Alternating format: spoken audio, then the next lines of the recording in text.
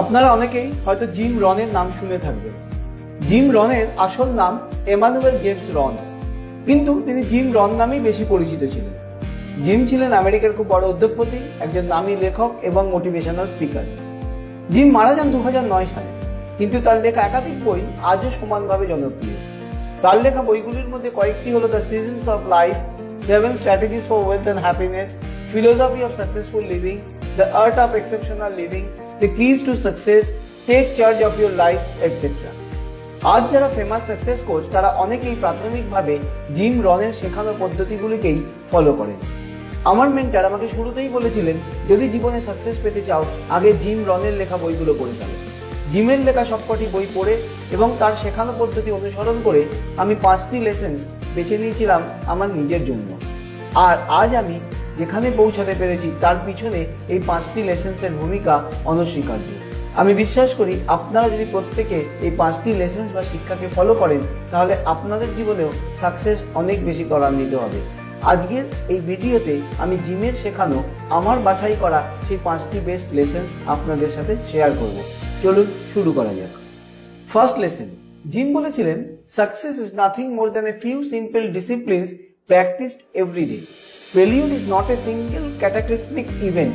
You don't fail overnight.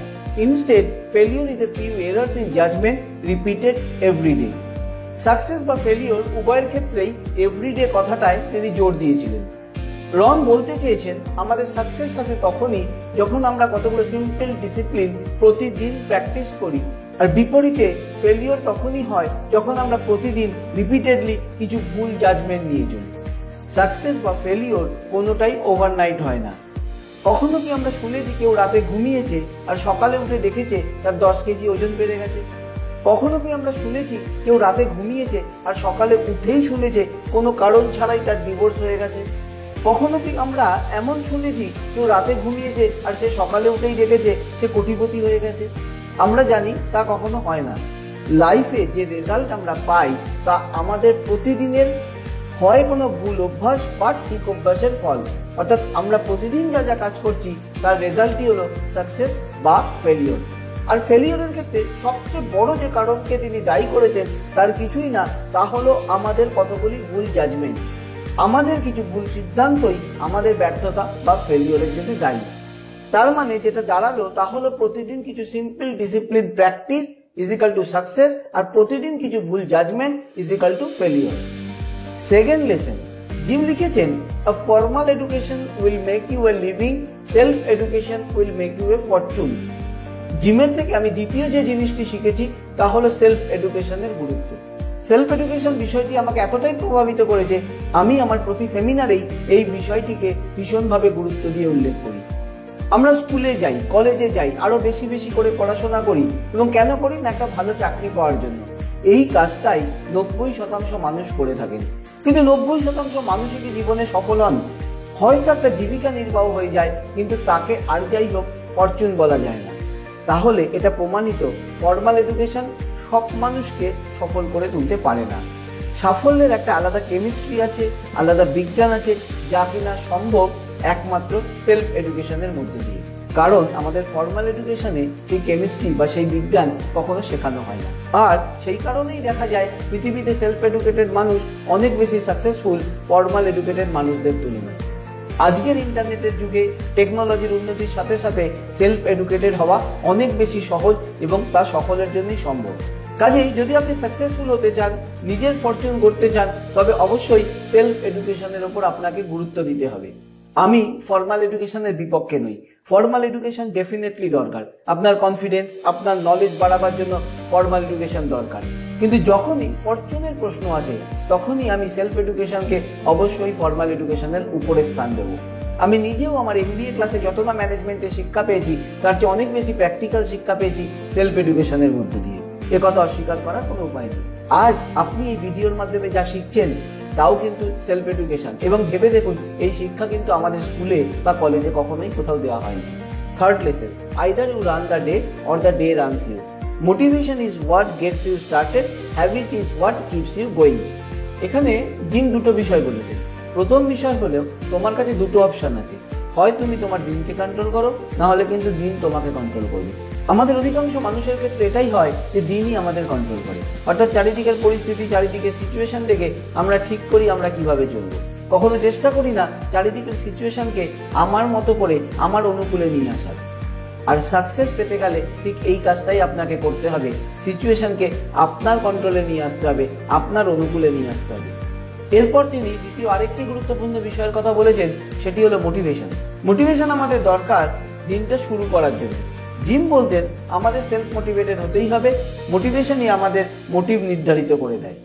কিন্তু আমার সারাটা দিন শুধুমাত্র মোটিভেশনকে নির্ভর করে চলবে না, শুধুমাত্র মোটিভেশনকে নির্ভর করে কারোরই সারাদিন চলতে পারে না। বরং যা আমাকে সাহায্য করবে সারাটা দিন ফ্রুটফুল রেজাল্ট আনতে তা হলো আমার হ্যাবিট। অভ্যাস বা হ্যাবিটই পারে আমাকে সেলফ ডিসিপ্লিন করে তুলতে। কাজেই আমাকে এমন কিছু হ্যাবিট গড়ে তুলতে হবে যা কিনা আমাকে আমার অভিষ্ট লক্ষ্যে পৌঁছে দিতে সাহায্য করবে। ফার্স্ট লেসনে তিনি যে সেলফ ডিসিপ্লিন অ্যাকশনস এর কথা বলেছিলেন, থার্ড লেসনে তার পরামর্শ সেগুলিকে অভ্যাসে পরিণত করে ফেলতে হবে। Fourth lesson, you can't change your destination overnight but you can change your direction overnight. আমরা রাতারাতি আমাদের ডেস্টিনেশন বা ভাগ্য চেঞ্জ করতে পারি না, কিন্তু তার অভিমুখ অবশ্যই ঘোরাতে পারি। আমাদের খারাপ অভ্যেসগুলি রাতারাতি চেঞ্জ হবে না, কিন্তু কিছু পদক্ষেপ তো নিতেই পারি যা কিনা আমার এই খারাপ অভ্যেসগুলো থেকে আমাকে ক্রমাগত মুক্তি দেবে। আবার কিছু ছোট ছোট ভালো ভালো অভ্যেস রপ্ত করে নিতে পারি যা কিনা ধীরে ধীরে আমার মধ্যে ভালো অভ্যেসগুলো গড়ে তুলবে। আস্তে আস্তে আমার খারাপ অভ্যেসগুলোর ডিরেকশন চেঞ্জ করে ভালো অভ্যেসের দিকেই আমাকে নিয়ে যাবে। এমনটা আমি করতেই পারি যাতে কিনা আলটিমেটলি আমার ভালো ভালো গুণগুলো আমার মধ্যে পার্মানেন্টলি গ্রো করে যাবে। এটা যদি করা যায় তাহলে কিন্তু ডেস্টিনেশন বা ভাগ্য অটোমেটিক্যালি চেঞ্জ হয়ে যাবে।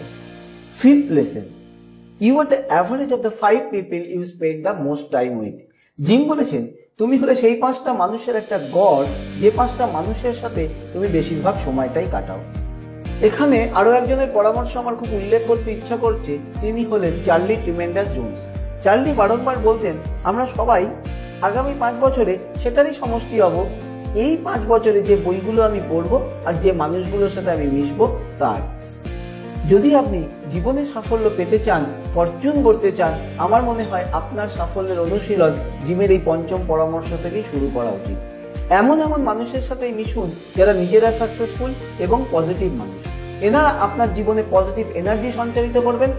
এমন মানুষের সাথে মিশুন যাদের সাথে মিশলে, যাদের সাথে একটা বড় অংশ সময় কাটালে আপনি মনে করেন আপনি অনেক বেশি পজিটিভ, অনেক বেশি আত্মবিশ্বাসী এবং অনেক বেশি অ্যাক্টিভ ফিল করছেন।